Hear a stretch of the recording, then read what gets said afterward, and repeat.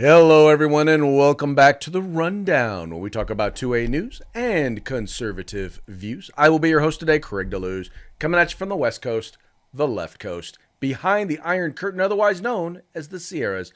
But as we all know, I do not do this program by myself. That's right. My name is Mike Piwowarski, coming to you live from the East Coast. That's the coast with the most, from the co-host with the most, here on the Rundown. 2A views, conservative news, and Craig, happy Monday. How was your weekend? Well, it was kind of wet and rainy, but quite relaxing. Couldn't really go out and do a whole bunch of stuff because, it was once again windy and rainy here in Northern California as we dealt with our, what did they call them? Our atmospheric bombs or whatever they're calling them. Or atmospheric rivers. There you go. Atmospheric rivers flowing through Northern California that, seem to hit us once a decade. We have storms like this, but people seem to forget that every time it comes around. Once a decade, how quaint. We've got a little bit more than that, but remember, you've got atmospheric rivers and bomb cyclones. There you go, bomb cyclones, cyclones. Yeah, making up words, man, making up words. Making that stuff up. Yeah, they're just making that stuff. Yeah. I will say it has been crazy windy. I was running some errands today, and there's tree branches all over the place, signs down, trees down. I'm sure it's nothing compared to the hurricanes that y'all deal with out there in Florida. But for people who are used to sunshine and movie stars, I'm sure it's causing them havoc and a concern. You mean like Florida? Yeah, gotcha. Yeah. Okay.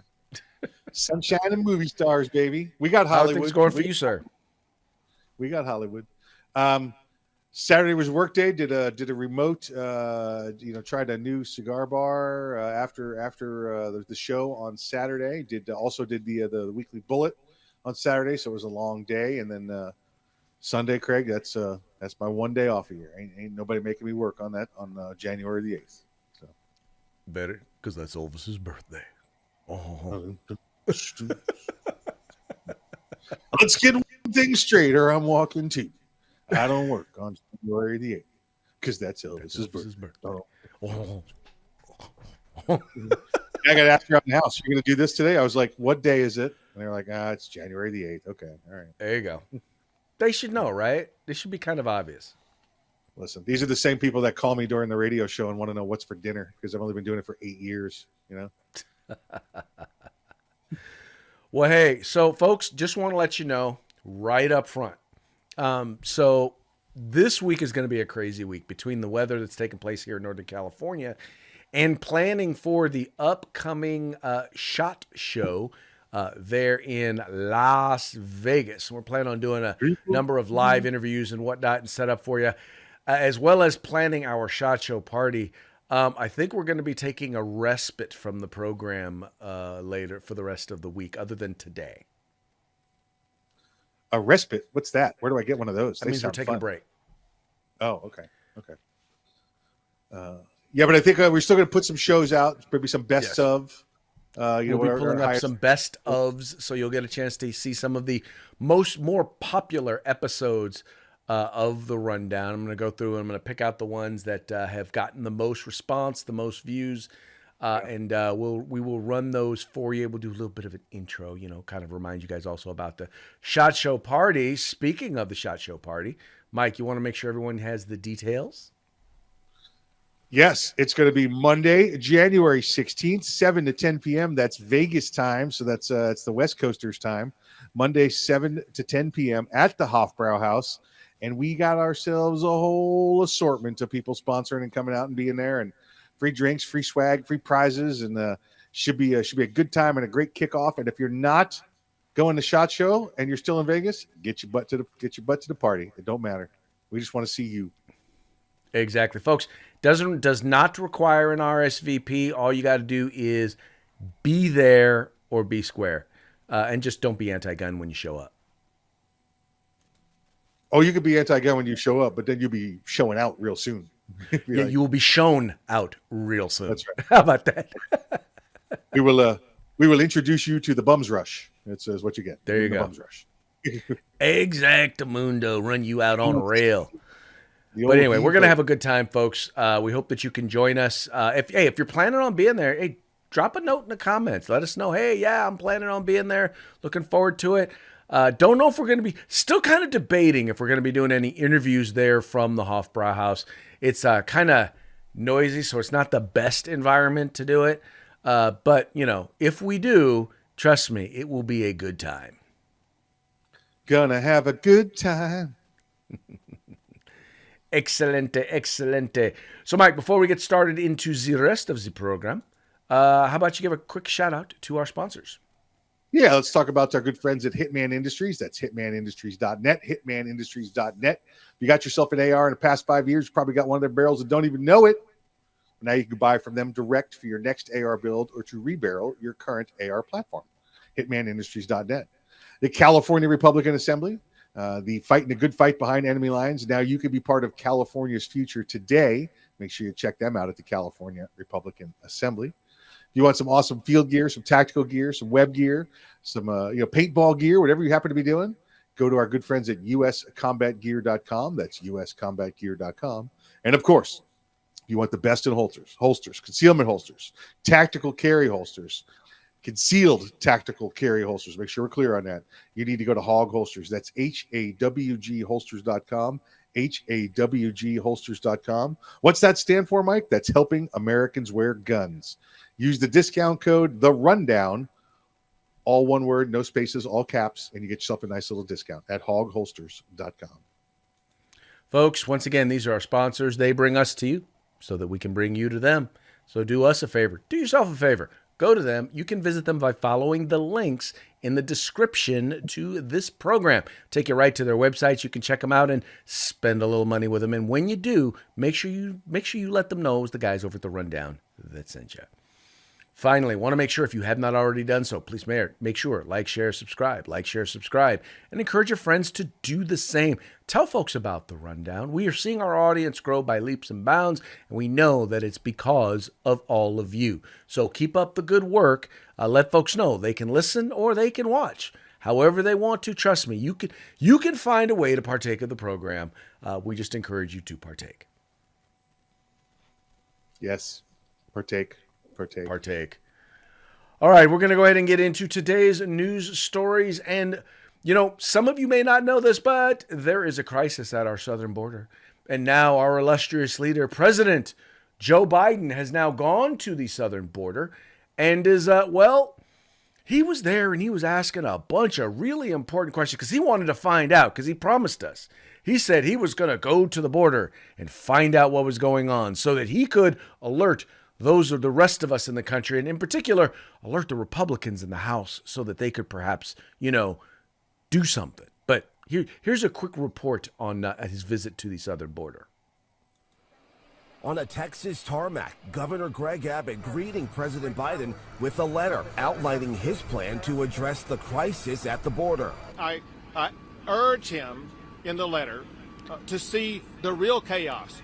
Biden's first trip to the U.S.-Mexico border as commander-in-chief comes as El Paso grapples with this latest migrant surge, where he met with border guards and promised more resources.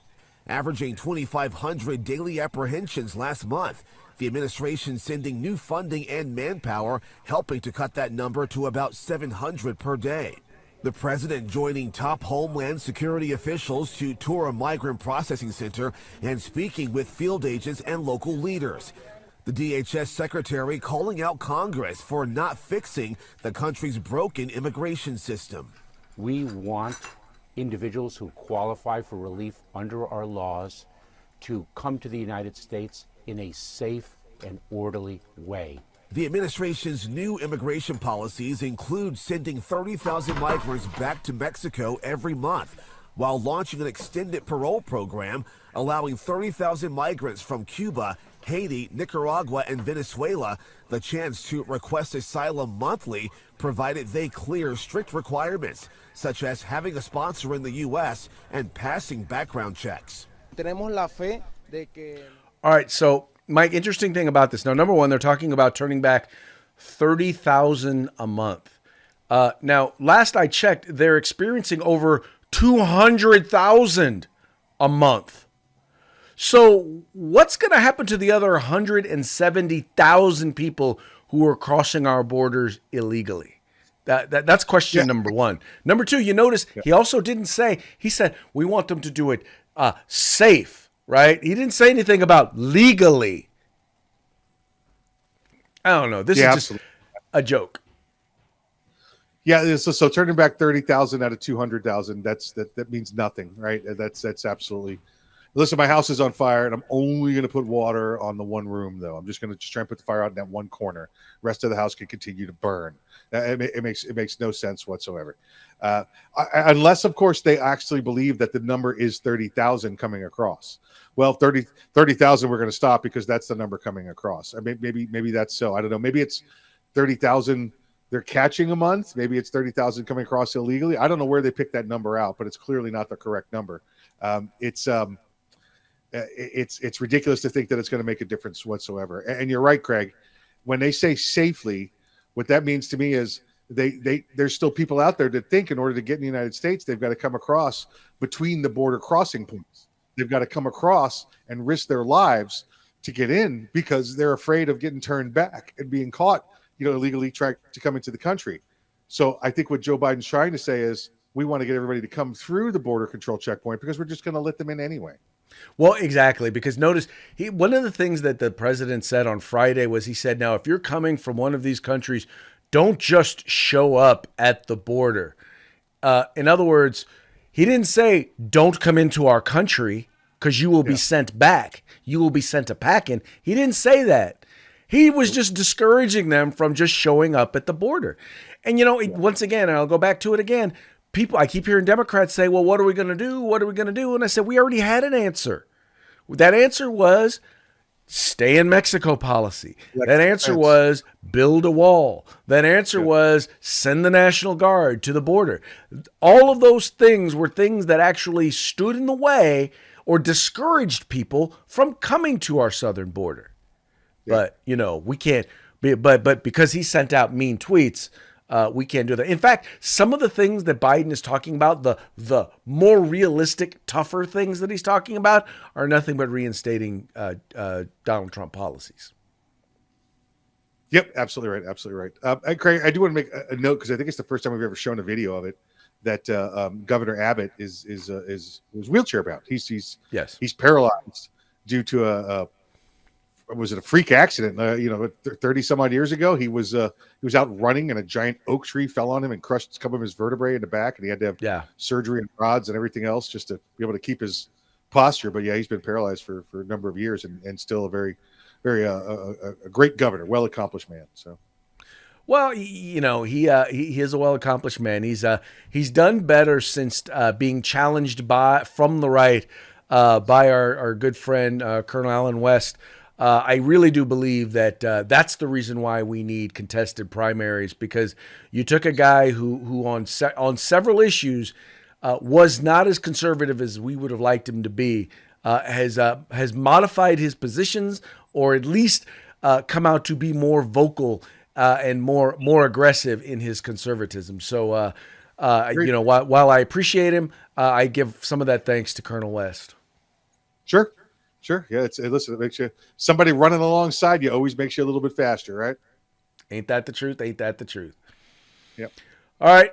Well, if you were following over the weekend, there was a marathon vote that took place. I mean, there were like a gang of votes in one day. They did a couple of votes every day last week for speaker.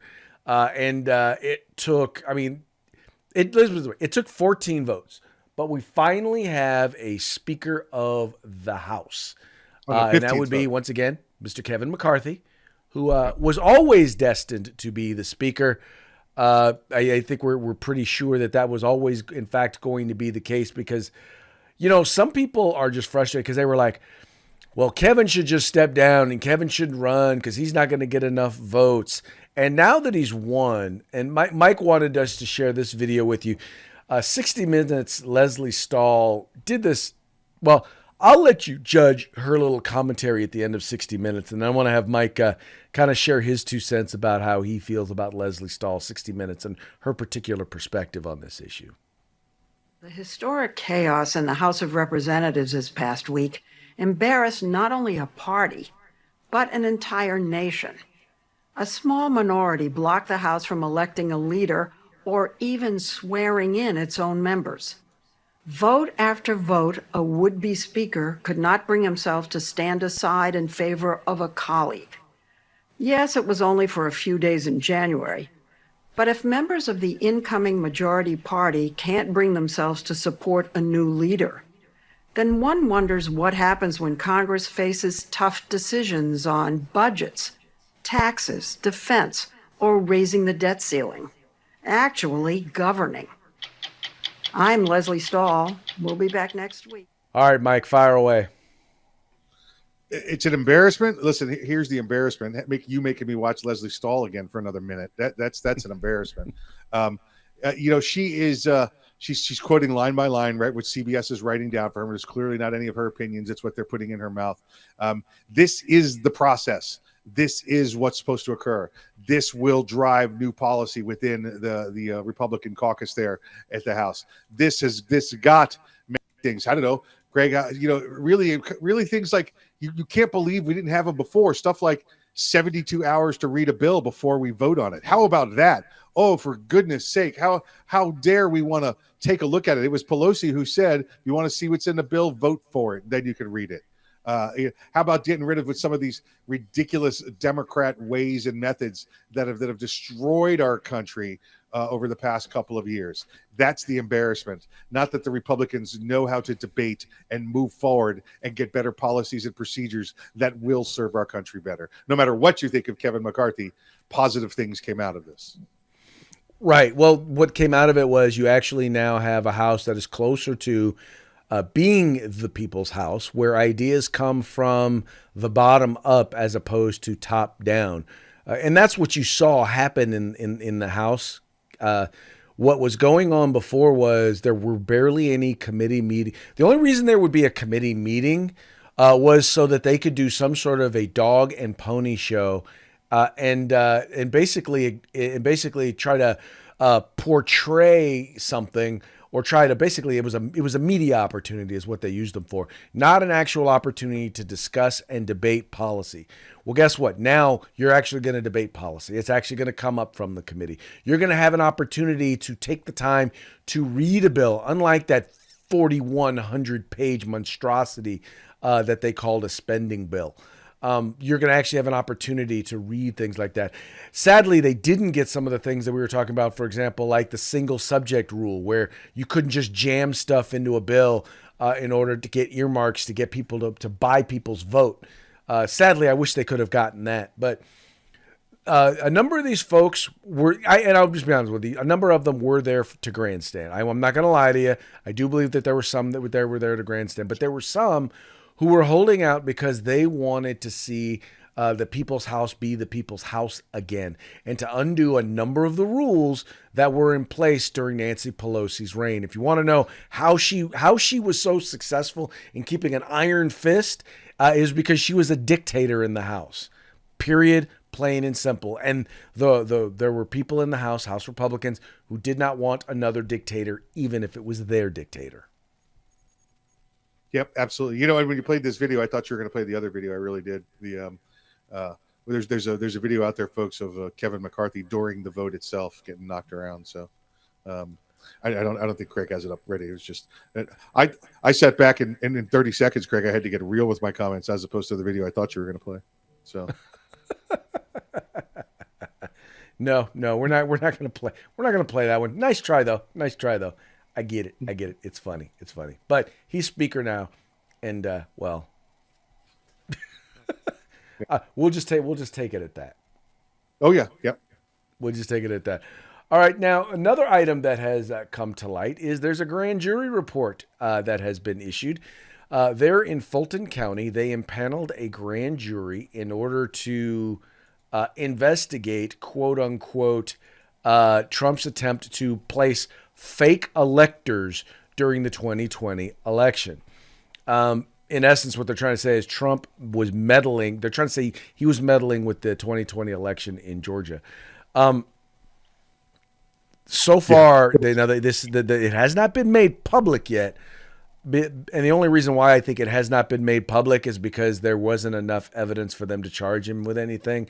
Because you know that if there was evidence to charge him, Mike, you know that they would have leaked this. This thing would have been leaked already.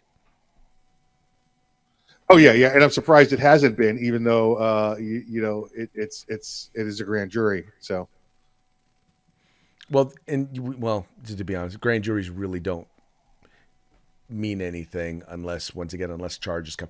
I have found that especially county grand juries are some of the biggest wastes of time. We had a grand jury that talked about how we should we should implement vaccine requirements for students. And I'm like, first of all, you're a grand jury in a county where we've seen violent crime going up. Why are you messing around why are you telling us what we need to be doing as school districts? So yeah, no, these grand juries are a big waste of time. The legal parlance when it comes to grand juries is that a grand jury could indict a ham sandwich. Remember, folks, you're only talking about the prosecutor giving evidence. There is no rebuttal. There is no nothing. Right. It's just a matter of there's enough to make the charge go forward. Do you have a preponderance of evidence, so to speak? But Fulton County, right? They want to make like Georgia is against President Trump. Fulton County, 73% Democrat. 73% Democrat. Right. That's why I came up with county. Right? Exactly. Exactly. That's exactly what's going on here. You notice it's not a statewide thing. It is literally just one county that is seeking to do this. And I will just say it is malicious prosecution is what it is. It's political prosecution and political persecution is what they're trying to do here. Yep. Okay, and moving right along. So there was a soccer player who played for Virginia. Oh, no, it says, okay, so she played for Virginia Tech. And this is a player who played in like it was like had the third most minutes in her sophomore year, had the second most playing time in her junior year. And all of a sudden in her senior year, she stopped getting any playing time, right? And it all came down to one thing, because she refused to kneel when the team was kneeling for Black Lives Matter. Now, there's been a lawsuit, and this has been going on since 2021, and it appears that the suit has now been settled, and she is accepting a $100,000 settlement. But the coach issued these statements, basically saying that I'm gonna start again. So the coach basically issued the statement saying, well, I'm so glad that this has been settled, and there was no basis for this argument. And Mike, last I checked, and I could be 100% wrong, but yeah, that doesn't mean that there was no basis for the claim. It's amazing, Craig, that the coach there, Chugger, by the way, is his name. Chugger is his nickname. That as soon as this agreement was reached, he like you said, he put this statement out. I guess nobody told him the conditions of the settlement, where everybody's supposed to keep their mouth shut and move along. If I was this young lady, I would now go back and say he violated the terms of the settlement. We're going back to court. I know you wanted to get this settlement done and out of the way, but the whole point of this was for everybody to move along, nothing to see, no finger pointing. And his first thing is he come out and he says it had nothing to do with BLM and kneeling. It had everything to do with her playing time, and everybody knows that. And now it's nice to be vindicated. This is his official statement here from old Coach Chugger, and he's been chugging the Kool-Aid for a long time. When you read his statement, so I hope that this young lady, takes her $100,000 and either gives it back to the court to hold for the meantime, and they take him to task, and they take the school to task, and they run that number up 10 or 20 times, and they get something in the millions for this poor young lady who got ostracized after being the top player, the public official, the speaker for the team, most playing minutes for 1 year, and third most playing minutes the next year, and then all of a sudden, because she says I won't kneel down to your nonsense, and I won't wear the names of people that were killed by police on my jersey, that all of a sudden she became a bad player overnight. That's, you know what they call that? We call that crap. And Well, and exactly. He basically says here, I'm pleased that the case against me has been closed and I am free to move forward, clear of any wrongdoing. No, you didn't have to admit fault. That's what they said. Didn't say that you didn't do anything wrong. It also says today we have clarity that this case lacked standing and without evidence, the truth has prevailed. How's the truth prevailed? You paid money to shut her up is what happened. Yep. And I sincerely hope that she declines the settlement. And now that this has come out, well, listen, it doesn't matter. She could keep this check, right? He's violated the terms of this. There's no way the terms of this said he gets to go out there and scream his innocence because the case lacks standing. It wouldn't have been in court. You wouldn't have agreed to $100,000 if it lacked standing. It would never have been accepted as a complaint in the first place. Exactly. But, you can't say that to folks. Anyway, I do hope that she turns around and goes after him for violating the agreement. I hope the judge throws the book at him, and quite frankly, the university, because I feel like the university got off easy.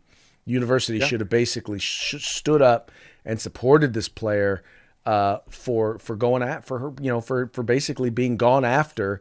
For refusing to exercise, for exercising her right to freedom of speech. Yep, absolutely. All right. Well, folks, it's about that time. Do you know what time it is? Party it's time for our parting shot. Brought to you by Hog Holsters. That's hogholsters.com. Go there, get your holster today, and make sure you use the discount code The Rundown, all one word, all caps. Do it today and get your discount. All right. Do it now. Since we're not going to be around, we've actually got more than a few of these scheduled, for you today, and they're all kind of fun. I literally could not decide betwixt and between them. The first one, we have these variants going around, right? The XXB15, XBB15 or whatever. This one, you have Dr. Fauci appears to be speaking to a counselor, and the counselor is saying to him, these variants, they're in the room with us right now. What do you think they're implying with this one, Mike? Oh, that every variant is a way to keep Fauci in the spotlight. That's about it. He keeps seeing all sorts. There's another variant. Okay, Dr. Fauci, go back in your room. Close the door. It'll be okay. Exactly. Now, something else that they are in denial about has to do with some of the side effects affecting young men, young athletes in sports. And that will lead to this one. You want to describe this one for the folks? There's a concerned woman citizen coming up to a young man who's clutching his chest. It looks like he's on the way down. And she says, "Are you okay?" And he says, "I'm having a coincidence." Yeah. For those of you who do not know, that's basically they're trying to say that, the fact that all of a sudden the number of cardiac incidents among young male athletes in particular has skyrocketed has absolutely nothing to do. It's a coincidence that, they also happen to be in sports where people have been required to get vaccinated. Just saying. Crazy stuff. It's just a coincidence. Mm-hmm.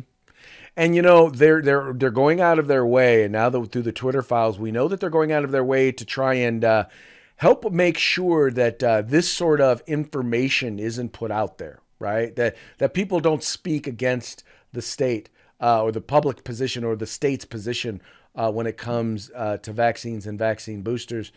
And that's why you have this one with an FBI agent looking at a laptop, looking concerned. And he says, "My FBI agent, after following my content," and he's saying to himself, "Damn, maybe I shouldn't take the booster." I love that one. That's the awakening. Yeah, that one's hilarious. And the point behind this is, and one of the things for you guys to get is, literally, you had departments within the FBI or not the FBI, not you have Homeland Security, you have the White House, you have the White House COVID task force. We're all working with social media and the media in order to discredit narratives that the government disagreed with. One of those other narratives, other than COVID, had to do with, changing the narrative, talking about, playing down or having concerns about what actually went on January 6th.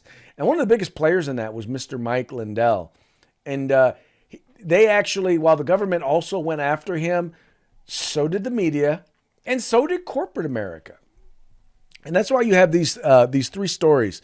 And then you've got the pictures of Mike Lindell here. And you want to read and describe, Mike, each headline and then what Mike Lindell is doing? Sure. CNN says, Bed Bath & Beyond, stop selling My Pillow after CEO's Capitol Siege comments. And Mike's there on the phone, right? And then it says, next story from CNN, these 37 Bed Bath & Beyond stores are closing. And it's got Mike Lindell leaning in there, taking a closer look. And then the last one, Bed Bath & Beyond says it may not survive. And there's Mike Lindell having a belly laugh. Ho, ho, ho.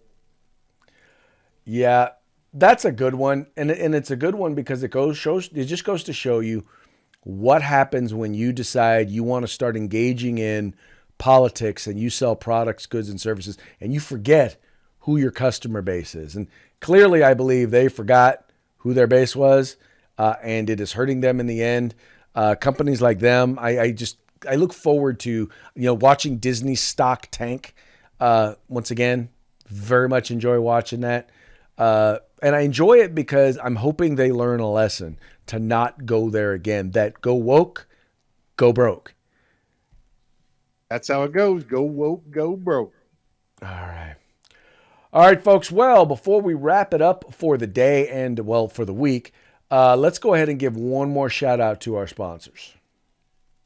Let's say hey to our good friends over at Hitman Industries. That's hitmanindustries.net, hitmanindustries.net. They give you rifle and pistol caliber barrels and rifle and pistol caliber lengths. Reach out to them today at hitmanindustries.net. California Republican Assembly, fighting the good fight behind enemy lines. Now you could be involved in California's future today. Check them out at California Republican Assemblies. Then, of course, want some awesome field gear, tactical gear, some archery gear you're going to wear in the woods. You're going to be going hiking. Check them out at uscombatgear.com. That's uscombatgear.com. Once again, folks, these sponsors bring us to you so that we can bring you to them. Visit them by following the links to their websites in the description to this program. And on that note, we very much look forward to talking to y'all from Las Vegas at SHOT Show 2023. Folks, we're going to have a ton of interviews. We'll be coming at you not just during our normal time, but we'll probably be plugging in some interviews throughout the day. So once again, encourage you, even if you're not able to watch them live, make sure you tune into them because these are going to be the folks who are making things happen in the Second Amendment community across the country and quite frankly throughout the world. So good time will be had by all. Bonus footage for sure while we're there. And don't forget the rest of the week at our regular time, you'll get to see some best of with some live intros into them. Yes, sir. Holla later.